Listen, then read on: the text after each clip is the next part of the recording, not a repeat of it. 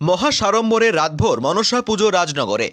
এদিন 31শে শ্রাবণ, মাসের শেষ দিন। এই দিনটিকে স্মরণ করে অন্যান্য স্থানের ন্যায় বীরভূম জেলার প্রান্তিক অঞ্চল রাজনগর ব্লকের গৌরীবাগান গ্রামে রাতভর মনসা পুজো অনুষ্ঠিত হল। রাজনগরের বিভিন্ন জায়গায় অনুষ্ঠিত হয় বাংলার কাঁচা দেবতা বলে পরিচিতা সর্পদেবী দেবী মনসার পুজো।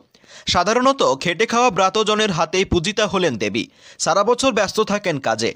পুজোর সময় সবাই জড়ো হন মায়ের মন্দিরে। এই পুজোর অপেক্ষায় সারা বছর থাকে গ্রামবাসীরা। স্থানীয় ঠাকুরভাষা পুকুর থেকে আসে মায়ের ঘট ভর্তি জল।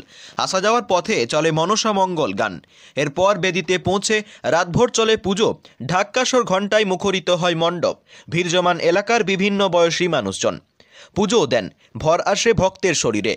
অনেকেই ভূত ভবিষ্যৎ জানতে চান। উত্তর আসে। এভাবেই কেটে যায় রাত। সকালে ঘট বিসর্জন দেওয়া হয় ওই ঠাকুরভাষা পুকুরেই। তারপর দুপুরে চলে জমিয়ে খাওয়া দাওয়া। রাজনগরের গৌরীবাগান গ্রামের চিত্র আমাদের ক্যামেরায়। রাজনগর থেকে উত্তম মণ্ডল ও বিশ্বজিৎ ঘোষের রিপোর্ট, লোকাল নিউজ।